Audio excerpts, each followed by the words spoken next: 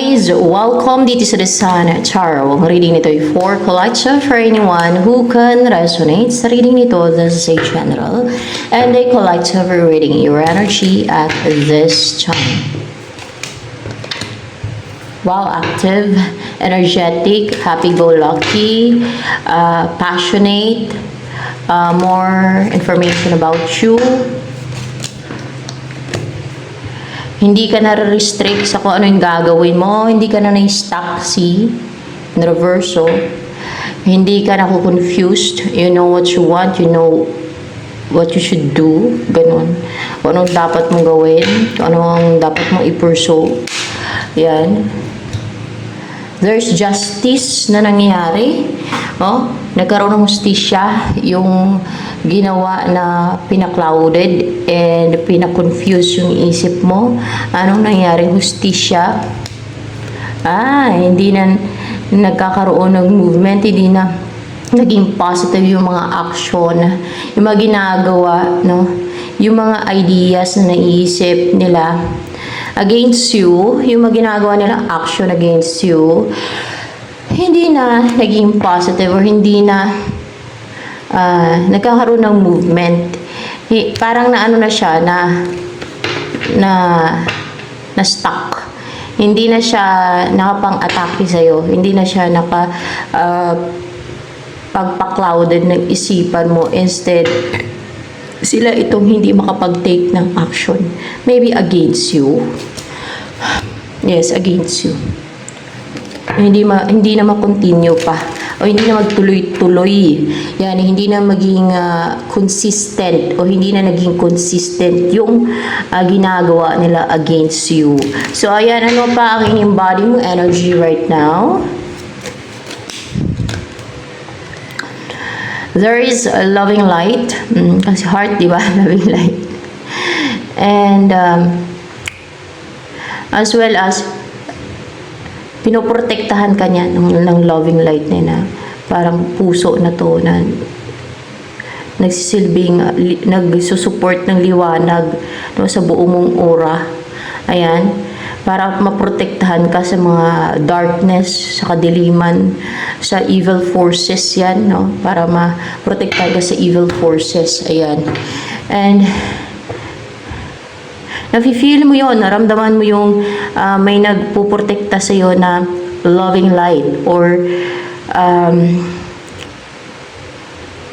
you are surrounded by protective energy whereas sa side ng light, no? Ayan. Liwanag yan yung light. So ano pa? Ang personality mo, you're matured. Matured ka, oh. You're ready for the right time kasi may orasan dito. Kumbaga kung sa bunga pa, ready ka ng pitasin. You're ready to be picked. Yan, matured ka na. It's time for you to be who you are. Who you should be. To be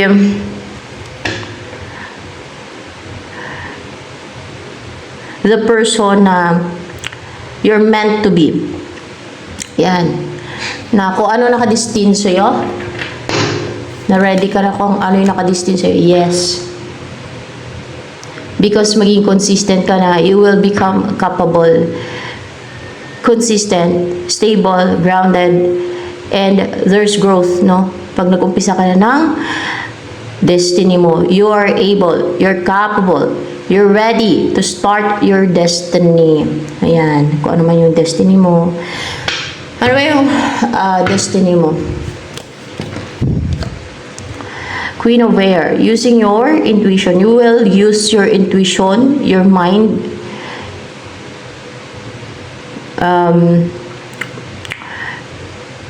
Maybe your psychic ability as well.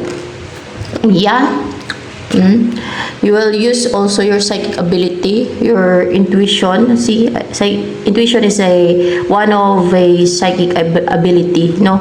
Isa yan sa psychic ability, yung intuition and yung perception. Actually, depende sa mission yan eh. Kung ano yung kakailanganin mo sa mission mo, sa destiny mo, yun ang ibibigay sa'yo.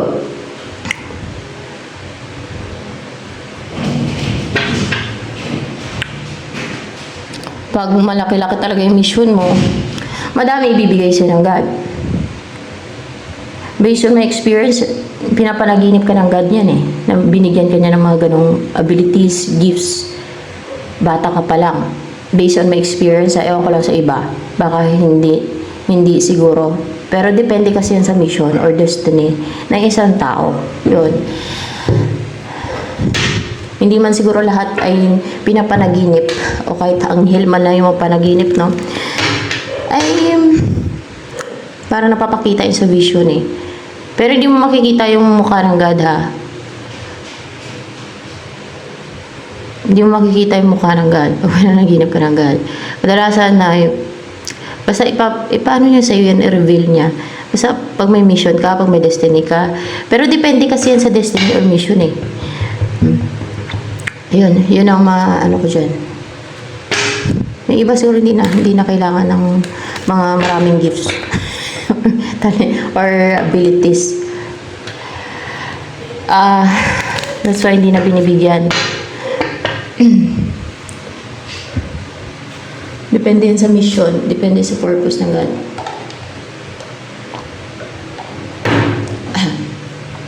So yan, ano pa yung gagawin mo sa destiny mo na yan? Ay! The will. Talagang destiny nga. Kung ano nakadestiny sa'yo. Naswertein ka. Ang ililift up ka, pataas.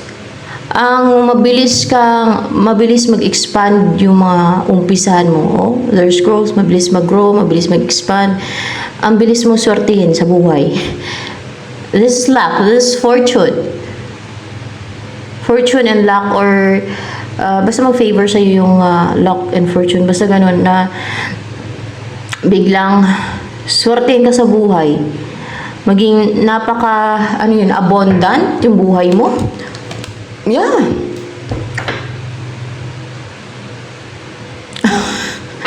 Yan ang destiny mo. Yan ang kasama sa destiny mo.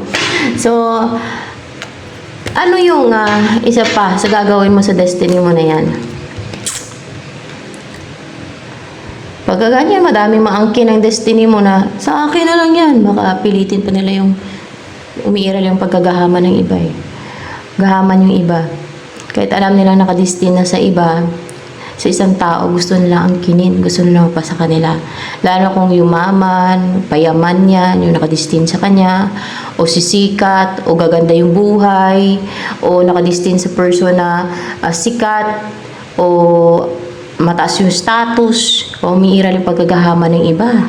Diyan malalaman kung gaano kagahaman yung iba na gumagawa pa sila ng deceit, witchcraft para hindi matuloy, para hadlangan nila yung destiny, yung nakadestin sa isang tao. Sabihin nila hindi deserve. Akala mo naman kung deserve nila eh. Akala mo sila yung deserve sa destiny ng isang tao eh. Of course, nakadestin yan sa kanya, kaya deserve niya yan. Sa kanya nakadestin eh. Alam, deserve ng iba yan. Ay sa kanya nakadestin yan. God mismo nagdestin dyan. Sa taong yan. Bago pa ipanganak yan, nakadestin na yan sa kanya. Mayroon yung pagkasakim ng iba.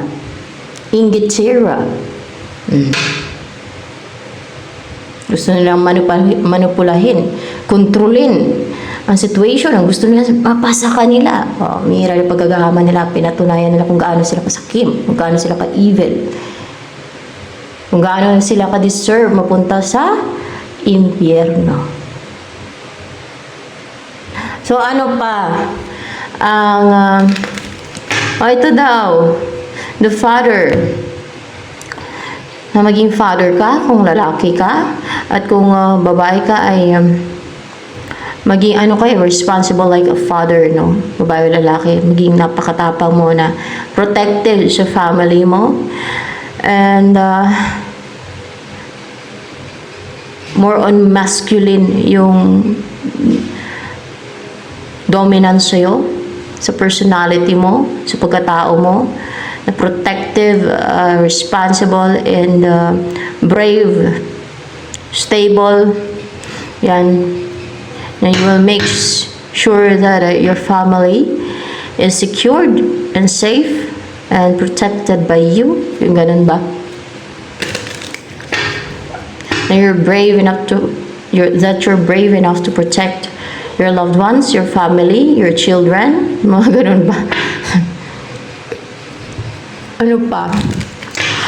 Ang darating sa'yo sa buhay mo when it comes to love life. The Devil in reverse and the King of Cups in reverse. Someone na hindi na siya understanding, hindi na siya emotional, hindi na siya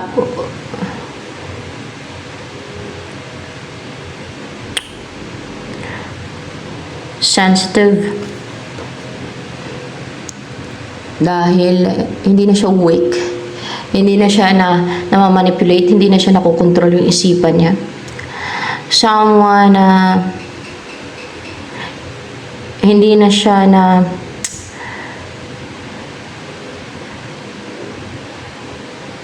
na-influensyahan yung isip niya o nawala na sa kanya yung mga demonyo, evil forces, mga ganyan. Or kung merong mga taong namamanipula sa isip niya through witchcraft, through yung binubulong-bulungan nila yung isip ng person mo, ay hindi na nila mabulungan yung isip ng person mo, hindi na nila makontrol, hindi na nila mamanipula.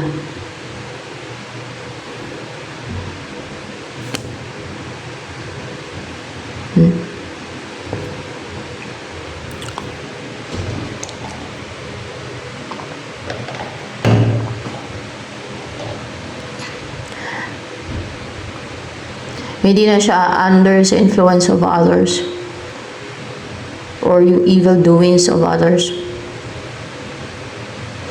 Ano pa? Ang in-embody energy nitong person na to na darating sa'yo when it comes sa love life. The Hermit in reverse and the Moon in reverse. Hindi na siya magagawa ng deceit eh. Hindi na siya nagagawa ng deceit, scheme, o ng iba. And may nalaman na siya. And the Hermit in reverse, hindi na siya aloof. Hindi na siya manggugusting. Hindi na siya yung naglalagay ng boundary or yung sineseparate yung sarili niya from you. Kung kilala ka na niyan, kung magkakilala na kayo. Lalo na kung ginusting ka niyan. Dahil hindi na influence or hindi na na-influensyan yung isip niya.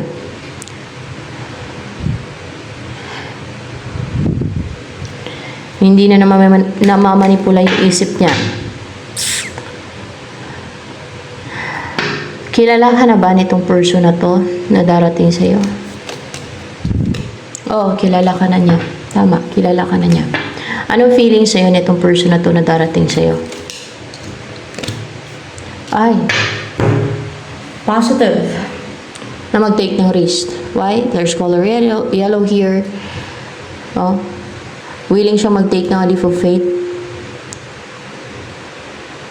To dive in. To take risk. Yun na nga. Sa'yo. Nagiging fearless siya na message ka. Ay, 3 of Cups. Upright ba to? Hindi. Hindi na i-message ka. Ang makipag-reunite sa'yo kasi 3 of Cups, oh. Hindi. Ang tawagan ka. Baka tawagan ka. Ang tawagan ka. Patawag to. Ang tawagan ka. Para mas, mas formal kahit paano. Kasi sa message lang. Ang tawagan ka. Then may panghinayang siya kasi clarified by 5 of Cups. Nanghinayang yan sa'yo. Kung ma-miss yung opportunity with you. Yan. Ano nagustuhan sa'yo ng person na to na darating sa'yo yan? Upright ba tong Ace of Swords? Yeah? Kasi ano ka daw eh. Intellectual, logical, accurate mag-isip.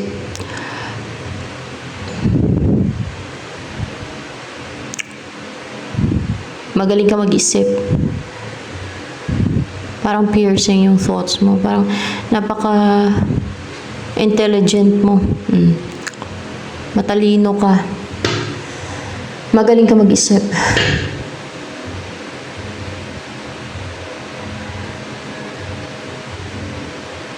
Matalino ang mind mo.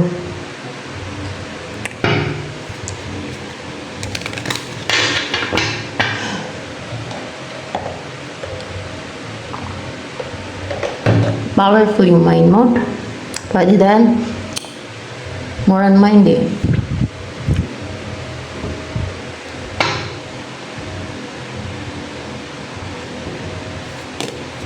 Ano pa ang nagustuhan sa'yo ng person na to na darating sa'yo? Yan, yung person na yan. Uy, emotions, because your emotion is powerful. And maybe you really want justice. Gusto mong mayustisya. That's what you're craving for. That's what you really want.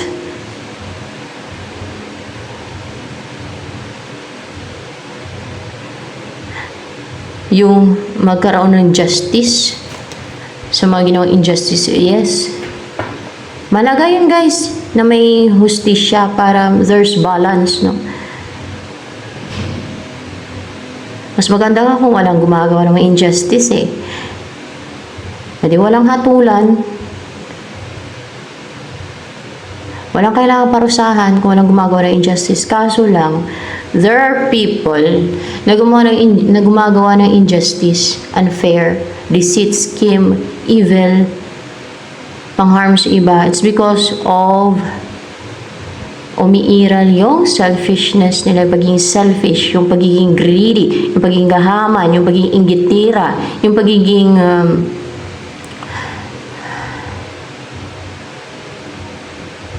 makasarili o selfish. Ano pa? Dahil masaya sila na pinipistin nila iba.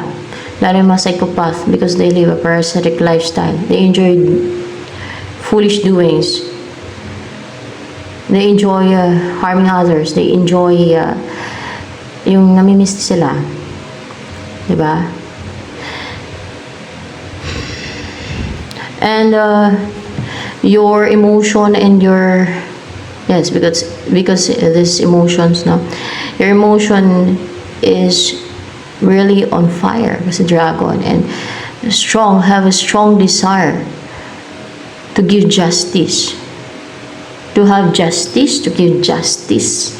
Either dyan. Yan.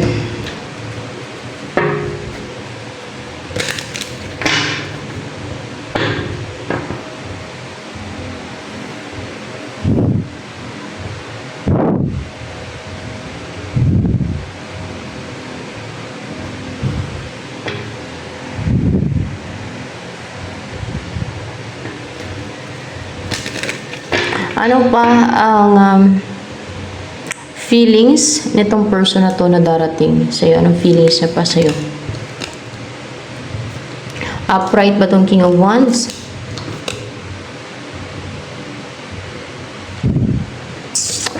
Attracted na attracted siya sa'yo. Goal ka niya. Nagiging brave siya. Nagiging pursigido. Nagiging fierce. Nagiging hunter, no? Parang lumalabas yung pagiging hunter type niya, no? Gusto ko niyang huntingin, kaya lumabas yung the fool dito eh. Gusto ko niyang i-hunt. Gusto ko niyang i-pursue. Ang mag-take ng risk sa'yo. Lumalabas yung tapang niya, no?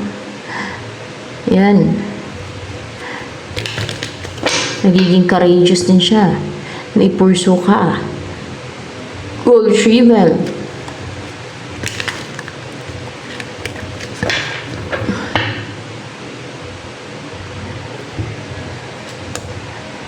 Kung lalaki yan, kung babae ka, at yung person may lalaki, yan ang tunay na lalaki, matapang. Walang kinakatakutan, no? Basta nasa tama at naka-distinct naman kayong dalawa. Na you are meant to be together naman, di ba?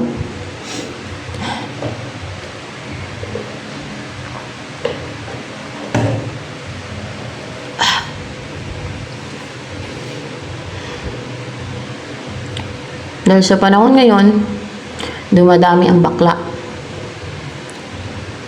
Madami. May mga bata pa na nahawaan din. Kasi nga, nasa end of times na to. Tingnan nyo sa Sodom at Gomorrah, di ba? Anong ginawa ng God? Kasi nasa end of times na yun, yun ang mga sign din. Nasa end of times na to. Dumadami ang mga ganyan. Mga bakla. Bisexual.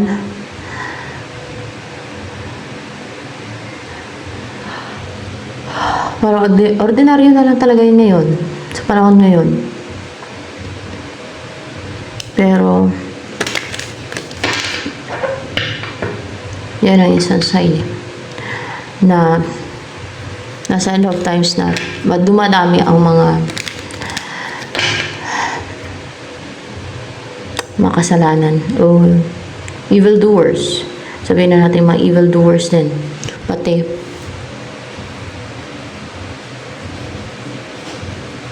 yung iba dyan, hawaan lang naman yan. Lalo yung mga bata.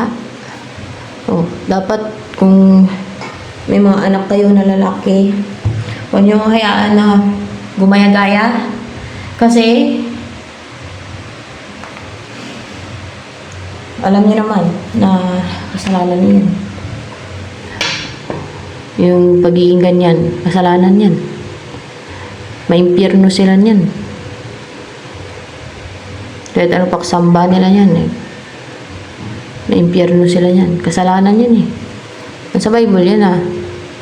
Kasalanan yan. Lalo na yung makipag ano sila sa kapwa nila lalaki. Dumadami na nga yan. Parang normal na lang. Napaka balasubas. Balasubas ba ang tawag yun? Normal na lang. Yung ibang ano tao, mas gusto nila yung kapwa nila, babae, kapwa lalaki. Talagang napaka-immoral.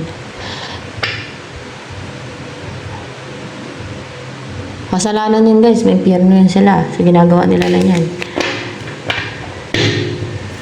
Diba? Impyerno yung mga ganon. Kasi ano yun eh.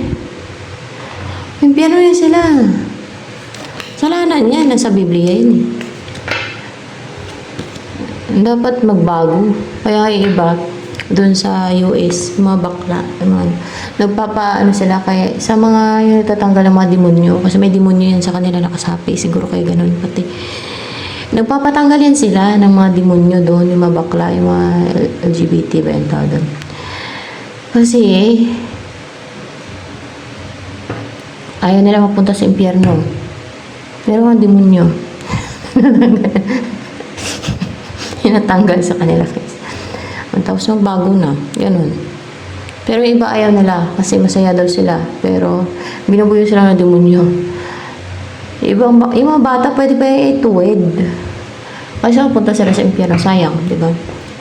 Hindi sa sayang kundi kuwawa naman. Di ba? Dahil doon. Dahil lang sinawaan. Oh my gosh. So, ayaw ko sana anuhin yan kasi yung iba kasi, lalo yung mga bata na nahawaan lang yan, hindi naman nila sinasadya nahawaan kasi influence ng environment eh. Pero, kasalanan talaga yan. May impyerno sila sa, lalo kung makipagtalik sila sa kapwa nila, di ba? So, kaya, pwede pa naman bago siguro yung mga ganun. Tapos, magbago. Hindi na nila gagawin. Pero, kung ipagpatuloy nila,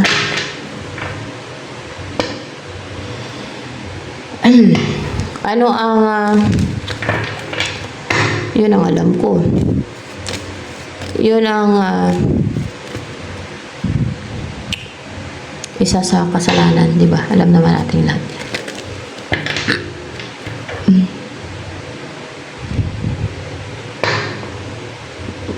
Masaya din naman.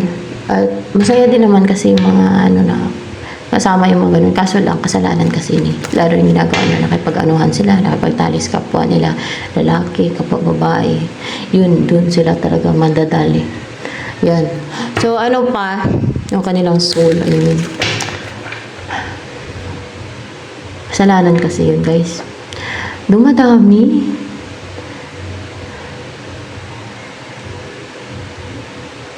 Nawaan yung iba. Akala ng mga magulang ay nakakatuwa na ganun yung anak nila, na gumagaya sa mga ganun sa paligid nila, hindi nila naisip na yun ang number one na ikakapahamak ng kaluluwa ng mga anak nila. Yung pagiging ganun. Kaya dapat huwag konsentihin. Buti pa yun nung unang panahon dahil hindi ko nakonsinti, pinapagalitan talaga yung mga bata na maging ganun. Kaya naitutuwid pa naman eh. Naitutuwid yun habang bata pa kasi gumagaya lang din naman yung iba niyan eh.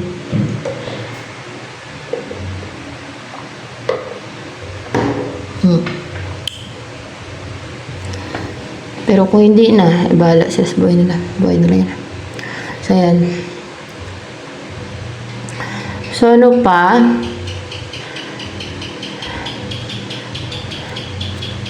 Ang next na mangyayari sa'yo.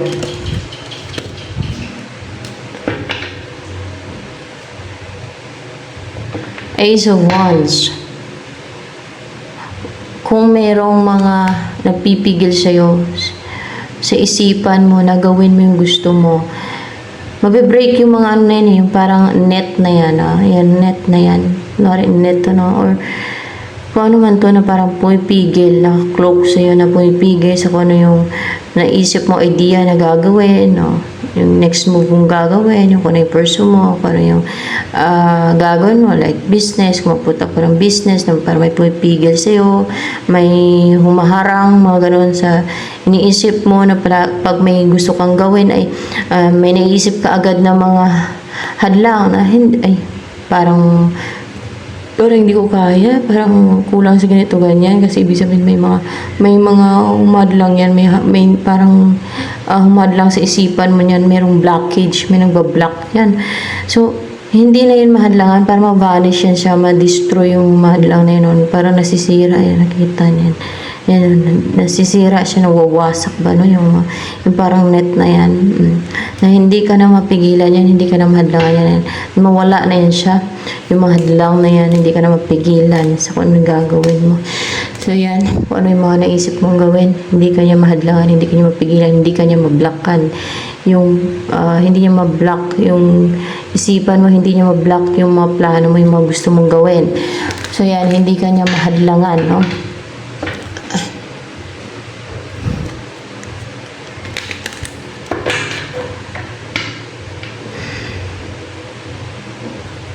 So, ano pa ang next move nitong person na to na mag-take na action sa'yo?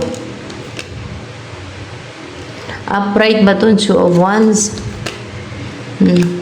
Two of Wands. Puntahan ka. Pupuntahan ka niya. Maging passionate siya kasi color orange is dominant here. Maging passionate siyang puntahan ka. Oh? Maging brave din siya, may red din dito. Napuntahan ka. And then, ano pa ang gagawin niyan sa'yo nitong person na to? Upright ba itong Six of Wands?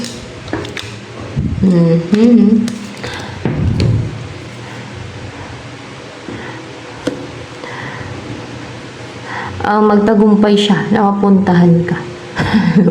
This is victory. Magtagumpay siya. Ayan o. Nagtatagumpay siya, mapuntahan ka. At dahil sa magtagumpay siya na mapuntahan ka, ay makarecover ka na. Ganon din siya sa sadness and yung parang nanamlay kasi may kulang sa buhay nyo. Yan. So, ibig sabihin, makarecover na kayo sa sadness. Dahil magtagumpay na siya, napuntahan ka eh. Maging happy na kayo. Instead na malungkutin, maging happy na kayo. Upright ba tong Knight of Pentacles? Wala akong tanong dyan, lumabas lang yan. May sinasabi, in reverse. Ay, hindi na maging, hindi na mag-continuous pa, or yung maging committed, o hindi na magtuloy-tuloy guys, no? Hindi na magtuloy-tuloy yung nare-restrict kayo, yung nababind. Kumbaga, magkaroon na kayo ng kalayaan sa mga restriction, sa mga nangontrol, sa mga binds, chains, sa mga nagpapalito sa inyo, sa nagpapakonfuse sa inyo, sa nagpapahirap sa inyo. Yan. Hindi na kayo tuloy-tuloy na maging victim ng mga nang-restrict sa inyo, sa mga namimerwisyo sa inyo, sa pumipigil sa inyo, na maging masaya, na you will be together. Yan. Ano pa? Ano next na mangyari sa inyo ng person mo na yan? Upright ba itong 10 of Wands? Ten of Wands.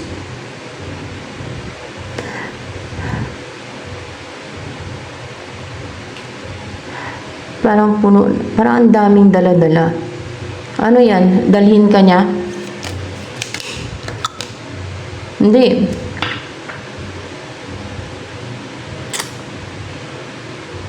Ang dami niyan dala-dala sa'yo. Ang dami yan dala sa'yo.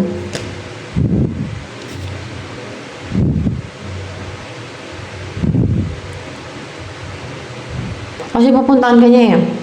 Madami siyang dala sa'yo, the Hangman. Madami siyang dala sa'yo, papunta sa'yo. Ano yun? Emotion. Emotion. para ang bigat-bigat na emosyon niya. Na ibuhos na sa emosyon niya. Na, oo, naibuhos na sa emosyon niya. Na parang napuno na siya. Parang ang bigat-bigat na ng dala-dala niya.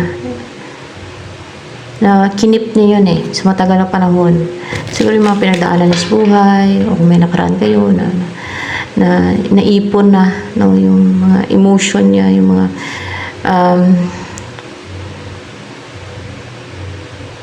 yung pagiging desperate niya na mapuntahan ka. Mga ganon. Na pwede na makasama ka. Yung pagiging desperate niya na makasama ka. Ano yan, iiyak siya dahil parang punong-puno ng baggage. Hindi naman. Pero sabihin niya sa'yo lahat. Sabihin niya sa'yo lahat. And then you will build a close bond. And para magtiwala ka sa kanya. No, kasi mayroong dog dito. And para maging close kayong dalawa, para mas mapalapit ka sa kanya, para alam mo, no, kung ano yung pinagdaanan niya, kung ano yung mga dinanas niya, kung ano yung experience niya. Yan. Kwento niya sa'yo lahat. So, handa ka umiyak siya. Para talagang kitang-kita mo yung emosyon niya.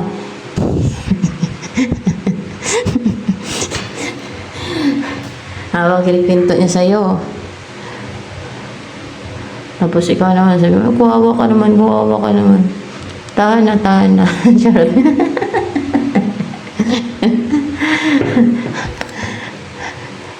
So, ano pa? Ang gusto niya mangyari sa inyo, dalawa, ng person na to, madarating sa'yo. Yung wala na yung mga boundary, yung yung mga harang, hadlang, o yung kung naging guarded kayo or siya, or kung may mga hadlang, ay wala na yung hadlang, no? Mga harang. O kung meron naging defensive, wala na yung pagiging defensive, no? Naging defensive. Upright ba itong 6 of Swords? Yeah. Ang dami. Isa lang. Dami. Pag-apat, di ko nakakuha yan.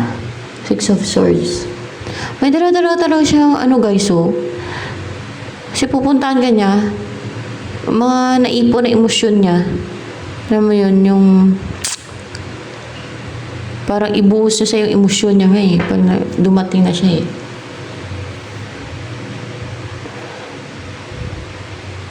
Na maging na alam mo yung frustrated siya na gusto-gusto ko niya mapangasawa. Yung ganon. Na tiniis niya, kinip niya yun ng matagal. Panahon siguro matagal. Na kinip niya yun. Matagtiis siya dahil siguro sa maybe sa distance, sa may Two of Wands, sa Six of Swords, o dahil sa complicated yung situation nyo, o dahil sa kung ano mang reason.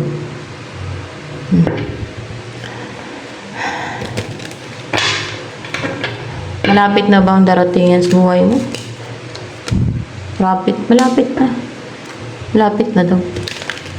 So, yan. Ito na lamang guys for collective reading.